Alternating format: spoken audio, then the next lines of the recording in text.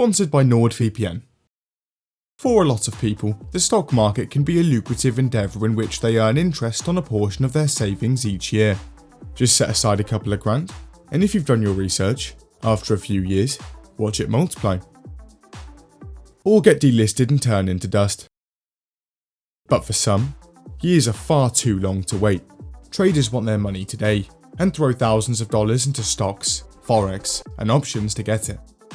On one side, you've got the retail traders, usually trading on the side of their main job. These guys are normally pretty sensible, clued up, and use a detailed series of charts and strategies to predict where stocks are headed.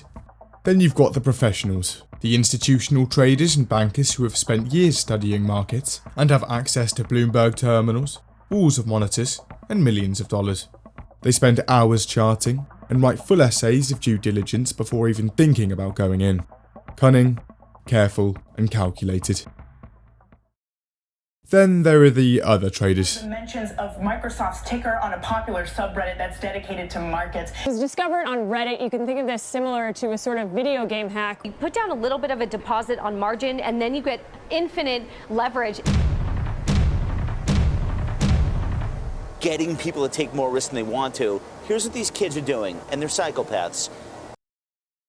Wallstreetbets.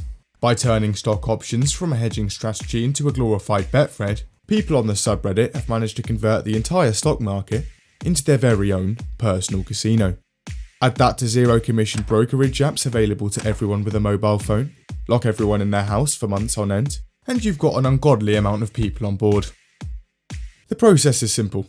You start your career by signing up to Robinhood, a zero commission online brokerage infamous for being absolutely terrible and breaking constantly. Oh, lost $20,000 because of a problem on our end? Here's $75 compensation. Despite its problems, it's still far better than Questrade. Robinhood's the bottom of the barrel of brokers, and as such, usually attracts LiQWYD traders. But it just about works. Once you've signed up, it's usually best to read up on trading terms so you have a shred of an idea of what you're doing, but this stage is completely optional. Once you're on Robinhood, you're set. It's time to lose money. This usually starts by logging on to Wallstreetbets. The subreddit itself is home to a few things: bull posts, bear posts, gains, losses, but mainly, it's a bunch of shit posts and memes. Useful stock tips and actual thorough due diligence can occasionally be found, however. Once located, and after skim reading a few lines of it and glancing at some charts you've pretended to understand, it's time to go all in. The YOLO, the subreddit's signature move. Essentially, an investment of all of the cash in your account. Once the cash is on hand, it's time to suit up. The weapon of choice almost always being options on SPY, a fund that tracks the overall US market. What are stock options? Basically, an option to buy or sell a stock at a specified price. When you're buying a call option, you're basically paying a premium up front to bet that the value of a stock will rise to a certain price by a certain date. The further the price goes beyond your selected strike price, the more your call's worth. But if it doesn't hit your strike price by the expiry date, you're not paying this month's rent. Puts are the same thing, but they're generally for when you think stocks are going to fall. If an option hits your strike price or more, you can exercise them to buy or sell the shares, or sell the options on at any time before the expiry. Now, the nature of options allow for a huge potential and upside, banking numerous people up to 10 times their investment, but also losing others all of it. There have been a few tragic losses, but even for those that lose everything on Wallstreetbets, there's almost always another portion of grandma's pension up for grabs to head straight back in.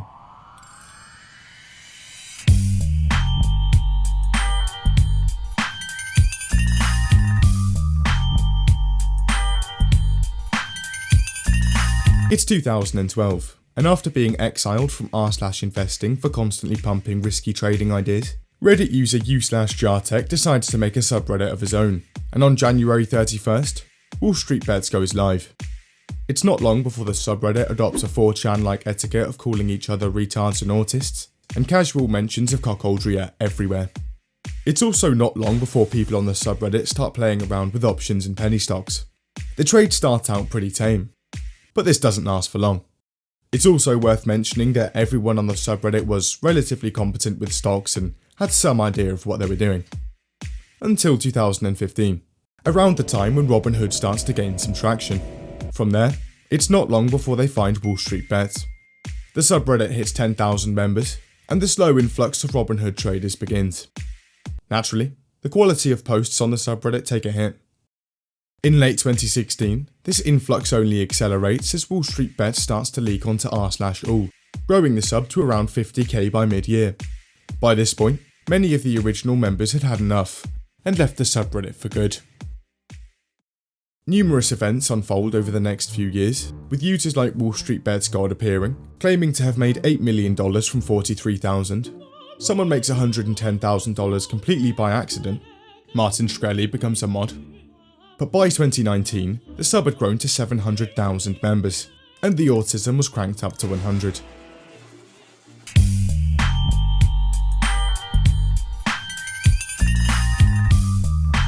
It's mid-January 2019, and Reddit user hereinis decides to stray from the subreddit's proven strategies. He's still trading options, but this wasn't your usual options trade. This was a box spread, a highly complicated strategy that involved both buying and selling equal amounts of options at the same expiry and strike price, and profiting by taking advantage of pricing inefficiencies.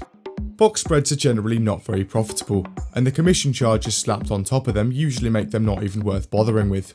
But hereinis was on Robinhood, and Robinhood doesn't have commission charges. Bingo. Time to go in. Now hereinis only has $5,000 in his account, but by trading these box spreads, he manages to take on around $300,000 worth of margin. That's a leverage of 60 to 1. Now obviously, this should not be possible, but hereinis' strategy was so autistic that not even Robinhood's risk management knew it could be done. He'd also worked out that the box spreads were completely risk-free, meaning he had no money at risk. If those options remained unexercised, in 2 years, he'd make around $40,000. He goes on Wallstreetbets and shows everyone the results. Immediately realising the inherent risk, people tell him not to go through with it, that there was risk involved, that he was completely retarded. But hereinis had run the maths. He had no money at risk. It literally could not go tits up. Until people started exercising them. See, hereinis thought that for every call he sold being exercised, he could exercise a call he purchased, meaning a loss of only $500 per spread. But here's the thing, he sold 500 spreads. On the same day he opened the spreads, buyers began exercising them. So many in fact, that hereinis had to close 283 spreads in one day. Naturally, his margin called for a shit ton of money he doesn't even have. $60,000 down and minus 2,000% later, Robinhood actually realised what was going on and closed hereinis' account instantly. Box spreads were removed from the platform in a matter of hours. So overall, not a great week for hereinis. But it turned out that before things went tits up, hereinis withdrew $10,000 of the initial profit from his Robinhood account, meaning that while losing Robinhood at least $60,000 and changing a major investment platform's rules forever, hereinis had actually doubled his money. Before we go on, browsing. It's important. We do it pretty much every day. But what if people could see what we browse, down to every last detail? Well, your internet service provider can, as well as any hacker sharing an unsecured internet connection with your device. All your precious info, gone instantly. Enter NordVPN. NordVPN encrypts your data at the source, meaning those spying eyes don't have a chance. It's simple. They give you a map, you click a country, and you're off the grid instantly. Australia, Italy, Mexico. Your internet could be anywhere. If you don't know, how will they? Unlimited bandwidth, super fast service. It even works on 6 of your devices at once. And NordVPN is 68% off using the link in the description. That's $3.71 a month, plus a month free.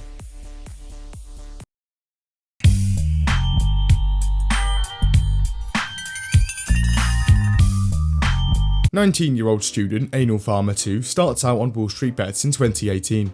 His first post suggests he's new to trading, asking where he should YOLO his 5k, how not to be so retarded, and so on. Fast forward to July 2019, and he's a grizzled veteran. He's now got around $100,000 in his Robinhood account, and he goes all in with it on short-term expiry calls on a company called Align Technologies.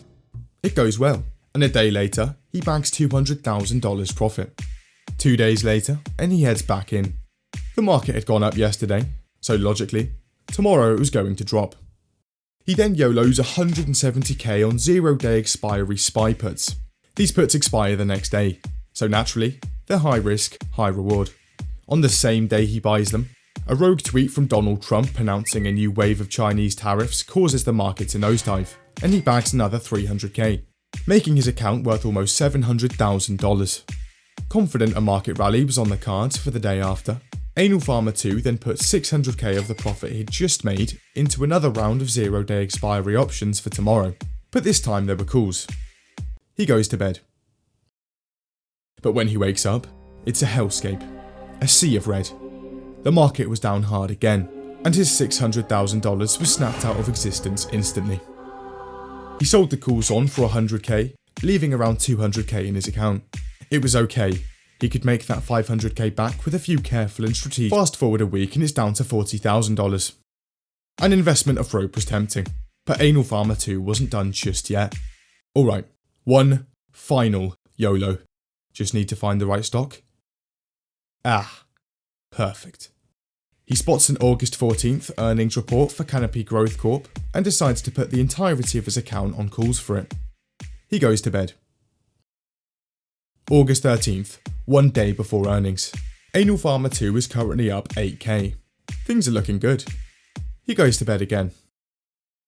He wakes up the next day again to a sea of red. Earnings was a complete disaster. However, Anal Farmer 2 is not selling for a loss and plans on sticking with the calls till the end. It's generally assumed that he lost the rest of his account that week. Having made and lost $700,000 in 3 weeks, Anal Farmer 2 decides to take a break from Wallstreetbets and hasn't been back much since.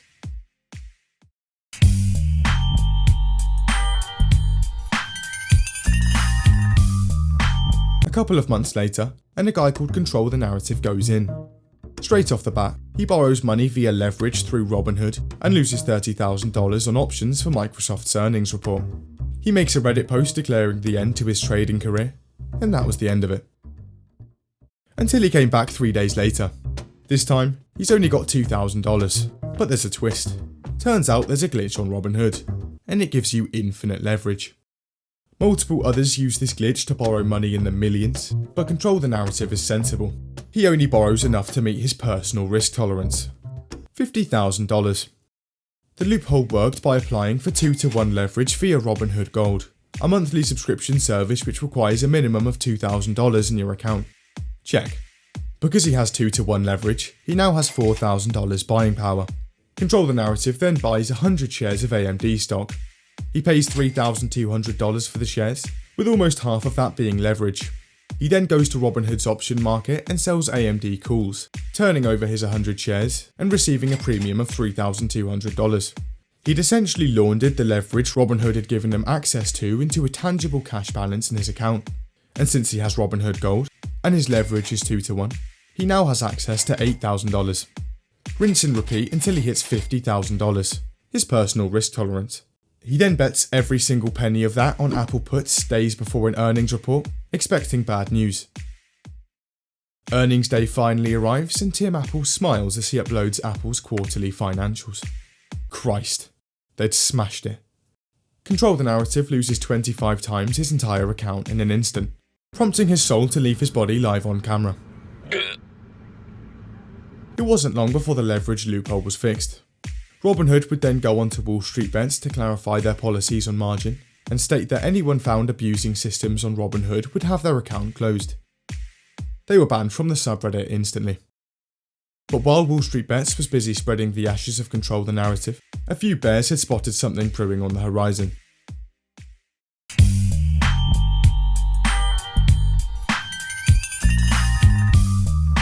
February 2020.